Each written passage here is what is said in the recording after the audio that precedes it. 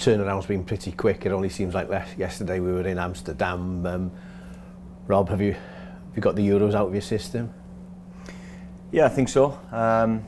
It took a while to come down from the buzz and the excitement and everything that went on, throughout the camp.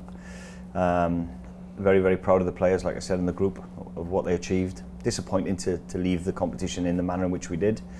I didn't think we were 4 goals worse off than Denmark. I thought they were a very good team, but looking back at it, there's still a lot of positives from overall, from the bigger picture, the whole tournament. And there were some big performances individually and collectively as a group. And I thought, for me, the best one was the Turkey game.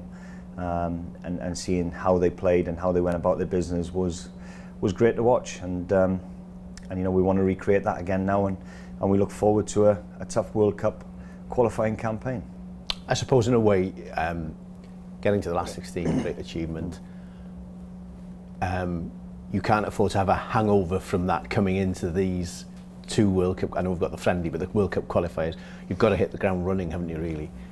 Absolutely, of course, and it's important that we address that, and we will do. What's happened has happened, and like you said, it seems like yesterday that we were leaving the competition, so and being together as a group. So it's important that we address it and we get on the grass as quick as possible, and that's out of our system, and we're fully focused and prepared for 3 tough games, one being a friendly to start with against Finland, and 2 tough qualifiers. But you're right, it's full focus now on qualifying for a World Cup. Is the friendly a distraction? Is it also a good thing that it's the first game? Yeah, well, it is what it is. I'm not a fan of these friendlies, if I'm being honest with you. The most important games for us are the 2 qualifiers. We have to pick larger squads, bigger squads to accommodate that friendly. We don't want to risk injuries. We haven't got a pool of players. We haven't got 40, 50 players that we can then go and pick from. So want to protect the squad as much as possible, like we have done in the past. History has shown that whenever we've had these friendly games, we've picked a team that will go and compete, but with one eye on the most important games, which is the fixtures, and this campaign will be no different to that, this friendly against Finland. So yeah, we'll use it for what it is. There'll be players, for example, Harry Wilson might need a game because he's suspended for the first one, for the first qualifier after that, so it might be beneficial to give him minutes, off the back of a suspension at Fulham. So we'll use it for players that we think will need minutes, and there's others that won't need minutes, and we'll just get them ready then for the first game. And in terms of the first game, competitive game from the 3, it's Belarus. Its own problems in going to Kazan in Russia, but at least we're well prepared for it after what happened in the Euros. But it's not ideal. No, it's not. It's not ideal by a long stretch. And the organisation, the cost implications that have gone into it. UEFA have decided we have to play in Kazan, which is a neutral venue, which is in Russia, and the organisation, logistically, it's a nightmare for us.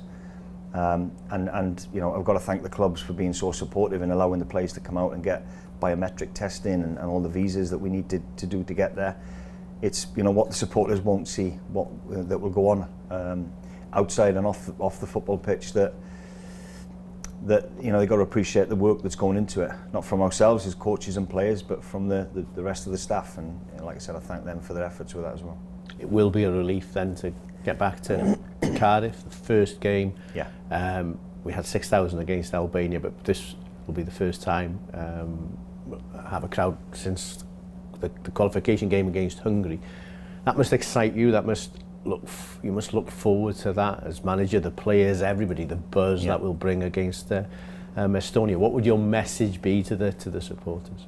Well, come and watch us. It's the frustration of been able to sit at home and watch us in the Euros, and the first 2 away games, Finland and Belarus. So absolutely, come and support us. Come in numbers and see us. And I'm really excited by it.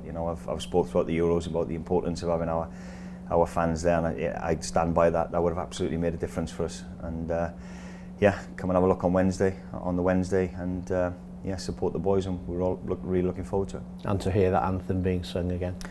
Yeah, always gets me, IG, that always gets me. So to stand there and listen to the home crowd singing it would be the icing on the cake, yeah.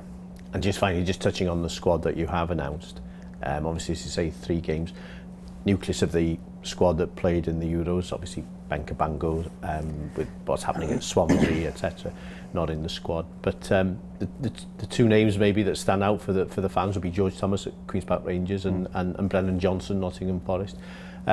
What's the reasoning bringing them in? What's impressed you about them? Well, I've worked with the both players in the intermediate groups through the 19s and certainly with the 21s, but both players, first and foremost, they're both great lads. I had them on the summer camp before the 4 days we had with the Championship players before the Premiership lads met us on the Sunday, and then we went to Portugal pre-Euros, and they really impressed us. And that was a hard decision with the likes of Tom Lawrence and Rabbi Matondo as well, you know. Having to make the decision to get that squad of 30 that we had down to 26 was the hardest decision I had to make. And those two were part of that. Brennan, as I've watched him a couple of times now at Forest, and he's impressed every time. George is doing really well. He's in and amongst it in a Championship team.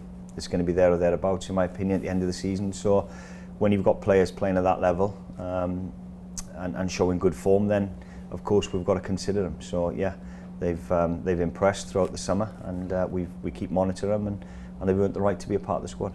And just between now and the end of the campaign, I presume what you want as the national manager is these players playing regularly or playing regular first team football at club level, which obviously benefits Wales then. Yeah, absolutely. It's been a problem that we've always had, IG. You know, we've always had, you know, use Joe Roden as an example then, you know, played X amount of Championship games at Swansea in his second consecutive season. Rightly so, has got potential and went to a top club in Tottenham, but then didn't play. So we've got now one of our best young players not playing week in, week out. So great if I'm an owner of Tottenham and I see potential in a young lad that could make us money in the future, I'd buy him in, invest in him, and then maybe send him back out to play games. But that's me looking at it from a national manager's point of view, and I want my players playing games. So just to use Joe as an example, there's many others like that as well. But whenever they turn up on camp, they train unbelievably. They play when they represent Wales, and like I've said before, when they put that jersey on, they give everything to the cause, and we've never had any issues with that. But you're right, if we can get our players playing week in, week out, it will certainly help us. And it's great to see Gareth and Aaron, you know, that haven't been playing as many minutes as we would have liked in the past. They've started the season really well, so that's good that they're coming into camp now, you know, ready and all focused on the 3 games.